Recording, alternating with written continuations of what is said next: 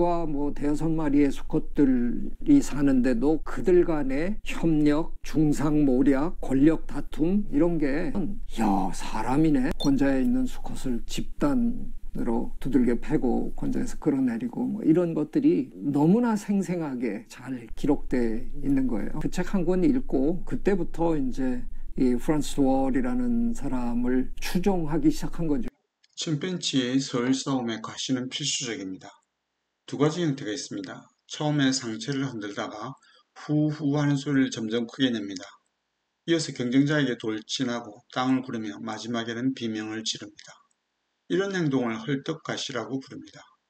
또 다른 형태는 양 입술을 꼭 다문 채 숨을 참습니다. 이때 공격의 압력으로 가슴이 넓어지고 양쪽 볼이 부풀어 오릅니다. 우쭐가시라고 부르는 행동입니다. 헐떡가시가 도발적이며 야심찬 행위라면 우쭐가시는 성자의 자신감을 나타내는 수단입니다.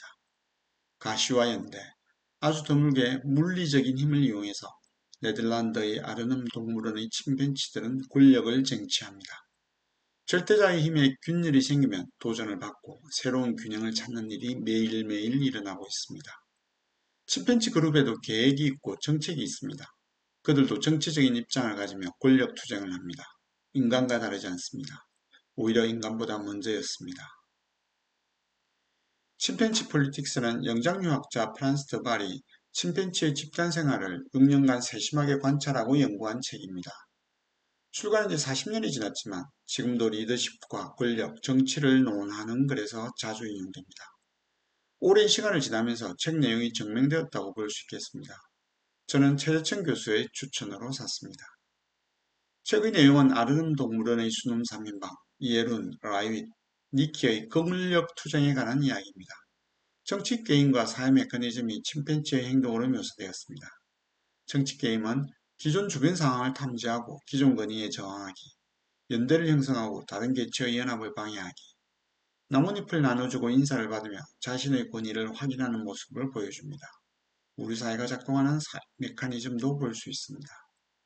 저자는 침팬지들 사이의 호혜성과 전략적 지능, 삼각관계를 인식하는 행동을 설명합니다. 저는 침팬지와 인간이 어떤 점에서 다른가 하는 의문이 들었습니다. 책을 덮을 때쯤 인간 사회의 모습을 그대로 옮겨놓았다는 생각이 들었습니다. 저자도 마찬가지였습니다. 마치 타임머신을 타고 선사시대로 돌아가서 우리 선조들의 집단 생활을 관찰하는 듯한 기분이 들었다라고 프란스 드발은 회상합니다. 긴장 관계에 있을 때도 서로의 털을 골라주기, 무력을 행사할 때 어깨나 머리를 물어뜯지 않고 손가락이나 발을 무는 행위, 가시하기와 엉터리로 아픈 척하는 모습, 권력자에게 손을 내밀고 머리를 숙여 인사하기와 같은 행동을 보면서 침팬지의 행동 특성을 네 가지로 정리했습니다. 첫째는 목적성입니다. 다른 동물에게는 없는 것처럼 보이는 특별한 능력입니다. 침팬지는 어떤 행동이 어떤 결과를 가져올 것인지를 직접 경험하지 않고서도 압니다. 목표지향적으로 행동합니다. 두 번째, 침팬지는 계속해서 변하는 상황에서 자신의 모든 과거 경험을 활용합니다. 저자는 이를 흩어져 있는 지식을 결합하는 능력이라고 소개합니다. 세 번째, 침팬지는 정책을 수행할 수 있습니다. 정책은 어떤 목적을 달성하기 위한 일관된 사회행동입니다. 로아이스는 최고 권력을 차지하고 난 뒤 침팬지들의 싸움에 어느 한쪽 편을 드는 경우가 없었습니다. 자신의 권위를 유지하기 위해 예전과 다른 행동을 보였습니다. 네 번째는 계획입니다. 미래를 내다보는 능력을 말합니다. 심리학자인 달비 빈드라는 관찰을 통해 침팬지는 계획과 그 계획의 실행을 구분할 줄 아는 것은 물론이고 목표에 도달하기 위해 제법 긴 시간이 걸리는 계획도 세울 수 있는 듯하다라고 주장했습니다. 권력을 빼앗긴 예룬이 다시 니키와의 연합을 시도한 예를 들어보겠습니다. 처음에는 니키가 부정적인 반응을 보였지만 예룬은 포기하지 않고 지속해서 연대를 시도했습니다. 마침내 둘 사이에 연합이 성사되었습니다. 이로써 실질적인 권력은 니키가 차지했지만 예룬은 막후에서 다른 침팬지로부터 인사를 더 많이 받았습니다. 예룬에게는 계획이 있었습니다. 이 책은 동물 행동학의 새로운 패러다임을 제공했습니다. 서양과학자들은 동물의 사회 행동을 연구할 때 전통적으로 경쟁, 세력권, 우월관계 등에 주로 초점을 맞췄습니다. 여기에 반해 일본의 영장류학계는 혈연과 우정에 더 많은 관심을 보였다고 합니다. 즉 서구적 시각은 영장류 사회를 사다리 개념으로 파악하려고 하고 일본의 연구자들은 거물망 개념으로 파악한 셈입니다.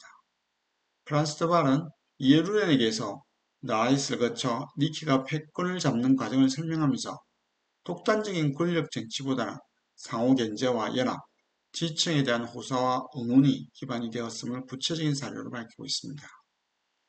저는 침팬지 연구가 인간을 알기 위한 시도가 아닐까 하고 생각해 봅니다. 저자는 침팬지 폴리틱스라는 책을 출판하고 난 이후 인간의 행동 패턴을 침팬지에게 투영한 것이 아니냐고 비판할지도 모르겠다라고 우려했습니다. 저자는 오히려 그 반대가 진실에 가깝다고 하면서 침팬지들의 행동에 대한 지식과 경험이 인간을 또 다른 눈으로 볼 수 있게 해주기 때문이라고 합니다. 나는 다음과 같이 정리하고 싶다. 침팬지 집단 생활은 권력, 섹스, 애정, 지지, 편협, 적대감이 교환되는 시장과 같다. 그리고 이런 교환은 다음의 두 가지 기본 원칙에 따라 이루어진다. 선은 선을 불러온다. 눈에는 눈, 이에는 이. 탐욕과 이기심, 편협된 사고가 지배하며 악인이 힘쓰는 현대사회에 필요한 처방 두 가지를 정확하게 짚어냈습니다. 한 사람이 선한 행동이 널리 퍼지고 악이 마땅히 받아야 할 죗값을 치르게 되면 우리 사회가 조금 맑아질 것입니다. 개인적인 문제를 좁혀보겠습니다.